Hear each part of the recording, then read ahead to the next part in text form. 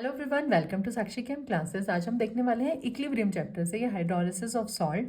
किसके जो फॉर्मूलाज है मेनली हमारे पास वो ही इंपॉर्टेंट है। तो इस फॉर्मूलाज की अगर हम बात करने वाले हैं, अगर आपको इसकी डेरिवेशन चाहिए, आपको इसकी डेरिवेशन सीखनी है, तो आप मुझे नीचे कमेंट बॉक्स में बता सकते हैं। नेक्स्ट वीडियोज़ में हम उसको कवर कर लेंगे। बट सबसे पहली चीज़ हमारे पास है कि सॉल्ट का हाइड्रोलिसिस का मतलब क्या है। हमने एक बहुत कॉमन रिएक्शन पढ़ी होती है, that acid plus base give salt plus water.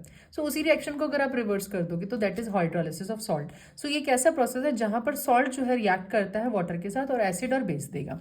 अब आपके पास 4 इसमें फॉर्मूलाज आते हैं। बेसिकली तो फॉर्मूला 3 है, तो फोर्थ में तो कॉन्सेप्ट ही आपके पास है। सो फर्स्ट आता है salt of strong base and weak acid. अक्सर बच्चे कंफ्यूज होते हैं कि इस फॉर्मूलेस को याद कैसे करें। डिराइव करने के लिए इतना टाइम हमारे पास होता नहीं कि हम डेरिवेशन करें कॉम्पिटिटिव्स में। सो आज हम करने वाले को सिंपल तरीके से कैसे हम याद कर सकते हैं। तो सबसे पहली चीज हमारे पास है स्ट्रॉन्ग बेस है और वीक एसिड है। जब भी इक्विलिब्रियम सेटअप होता है, किसके बीच में होता है? जो चीज आपके पास कंप्लीटली डिसोसिएट नहीं होती, जो चीज वीक होती है।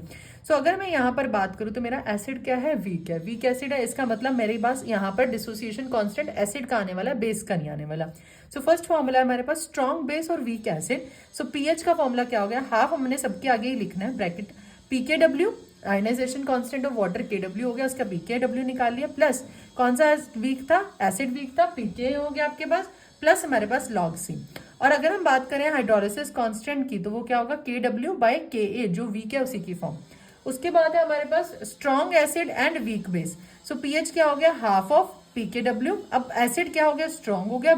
बेस क्या हो गया? वीक हो गया। तो वीक बेस है, वीक बेस के रिस्पेक्ट में हम बात करेंगे। सो पहले अल्फाबेटिकली ए आता है, तो हमने सब साइन पॉजिटिव में रखा जब वीक एसिड था। ऐसे आप कुछ याद कर सकते हैं। फिर हमारे पास बेस वीक है, तो यहाँ पर साइंस क्या होने वाला? नेगेटिव होने वाला, दैट इज पीकेडब्ल्यू। बस वहां पर क्या करना? पीके की जगह पीके भी लिख दो और साइन को चेंज कर दो, माइनस पीके भी माइनस लॉग सी। सो के एच क्या हो गया? के डब्ल्यू, वहां के ए था, यहाँ पर क्या हो गया? के बी हो गया। बट अब क्या हुआ? अब दोनों ही हमारे पास वीक हो गए, वीक एसिड वीक बेस। मतलब हमें क्लैरिटी हो गई कि एक तो पीके होगा, एक पीके भी होगा, लॉग सी हमारे पास नहीं आने वाला। सो पीएच की वैल्यू क्या होगी? Half of pK W plus, अब कौन पहले आता है? ए पहले आता है, तो एसिड पहले आता है। कि ए की हम बात करें अल्फाबेटिकली, ए और बी में से ए पहले आता है, तो जो पहले आएगा उसकी टर्म पॉजिटिव, पी के ए माइनस पी के बी। कैसे रखेंगे इसका? हाइड्रोलिसिस कांस्टेंट क्या होगा? अभी तक क्या था? के डब्ल्यू बाई के ए जो वीक था, फिर के डब्ल्यू बाई के बी बेस वीक था। अब दोनों ही वीक है, तो क्या होगा? के डब्ल्यू बाई के ए इंटू के बी। अगर हम बात करते हैं स्ट्रॉन्ग एसिड और स्ट्रॉन्ग बेस की, दोनों ही स्ट्रॉन्ग है, तो हमारे पास यहाँ पर न्यूट्रल सॉल्यूशन बनेगा जिसकी पीएच रहने वाली है 7। सो होपफुली आपको ये तरीका समझ आया होगा कि कैसे हम इसको याद कर सकते हैं। इससे रिलेटेड मैं भी आपको एक क्वेश्चन देने वाली, जो आपने खुद से ट्राई करना और बहुत इजीली आप इस क्वेश्चन को आप सॉल्व कर। क्वेश्चन है आपके पास, a weak acid with P K 5.9 and weak base with P K भी 5.8 are mixed in equal proportion, P H of resulting solution क्या होगा?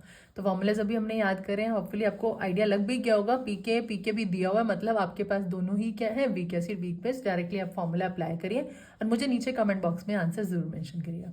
सो होपफुली आपको ये वीडियो अच्छी लगी होगी, and do not forget to like, share and subscribe my channel. Thank you so much for watching.